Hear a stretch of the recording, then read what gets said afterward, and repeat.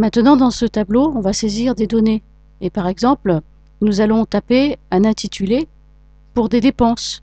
Qu'est-ce qu'on peut faire comme type de dépense? Eh bien, aujourd'hui,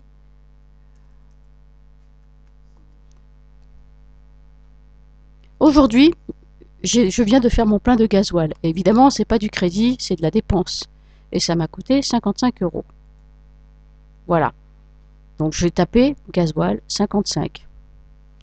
Comme j'ai sélectionné toute ma colonne pour centrer, du coup, vous ne voyez pas où cela se mettrait si je n'avais pas fait cette commande. Parce qu'en réalité, normalement, dans un endroit non formaté, je vais aller plus loin, si je tape gasoil, ça s'aligne à gauche de la cellule. Et si je tape 55, ça s'aligne à droite de la cellule. Dans les versions non formatées d'Excel, les valeurs se mettent à droite pour être calculées tout alignées sur leur virgule et les intitulés se distinguent à gauche, ce qui vous permet de comprendre qu'Excel distingue vraiment ce que vous tapez, il reconnaît les valeurs numériques et il reconnaît les valeurs texte. Et maintenant, si je vais taper une date, je vais la taper avec des barres obliques, mais je pourrais la taper de plusieurs manières. Par exemple, je vais taper 1 bar 6 bar 13. Vous remarquez que je ne mets pas les zéros, je ne mets pas 2013. Et là, j'ai une date qui va se mettre en forme 01 06 2013. Ne vous embêtez pas, moins on en fait, mieux on se porte.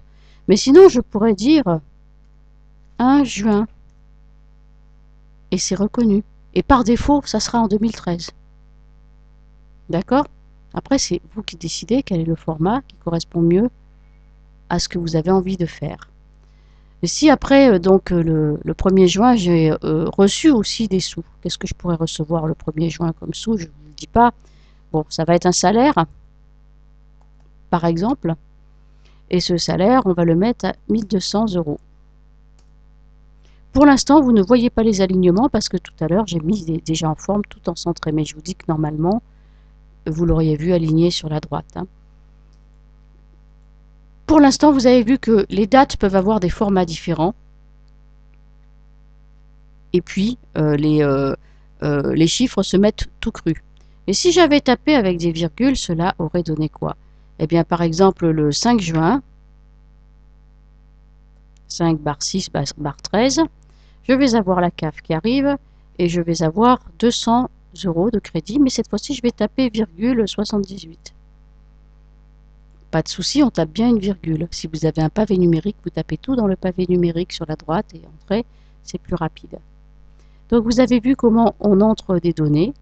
Et ces données, on peut les mettre en forme. Ce que je vais vous montrer, c'est que des chiffres peuvent être traités d'une certaine manière et des dates aussi. On saisit des données et on les met en forme. Par exemple, dans format de nombre, j'ai un format qui s'appelle comptabilité. Ce format comptabilité me met des euros et 2 chiffres après la virgule. Et ensuite, il m'aligne tout sur la droite. Comme ça, on voit bien les chiffres qu'on est en train de traiter. Il a un séparateur millier. Et si jamais, dans le crédit, je m'amusais à créer une valeur négative, dans le format comptabilité d'Excel, dans certains formats comptabilité, vous pourriez avoir une couleur rouge, ce qui n'est pas le cas ici. Je peux taper des valeurs négatives, mais bon, comme on a crédit et dépenses, autant utiliser les crédits en positif et les dépenses de l'autre côté, comme des valeurs ordinaires et positives. Les dates également peuvent être mises en forme pour mettre tout le monde d'accord au cas où on fasse des erreurs de saisie, parce que vous savez quoi, si jamais je veux taper 5 juin alors que j'ai écrit 5 juin de cette manière-là, alors tapons 5 juin, eh bien il va me remettre le format comme il était avant. Parce qu'une fois qu'une cellule a attrapé un format, elle ne veut plus le lâcher. C'est moi qui dois aller lui dire, eh bien écoute, c'est pas comme ça que ça s'écrit, moi je veux l'écrire en date longue, et même en plus je veux savoir quel jour c'était. Vous voyez, date longue, c'est moi qui décide du format. Assez simple, si ici je veux que ça soit des dollars, c'est encore moi qui vais décider du format. Mais vous voyez que cette zone qui a été formatée, comme ça, si après je dis, ah ben finalement la CAF, elle m'a donné 155 €. Vous voyez que le format est resté dans la cellule. Je peux même supprimer et je tape finalement, voilà, la CAF, elle m'a donné 175 €. Le format reste dans la cellule. Vous pouvez effacer tout ce que vous voulez. Avec la fonction supprime, vous n'effacez que le contenu, pas le format. Donc soit vous en mettez un autre, soit vous effacez les formats, ce qui est encore autre chose. Voilà. Donc ceci vous a montré que nous pouvons écrire les données d'une certaine manière qu'elles soient reconnues par Excel et nous pouvons également décider de la forme et de la présentation des données de façon qu'elles soient plus lisibles.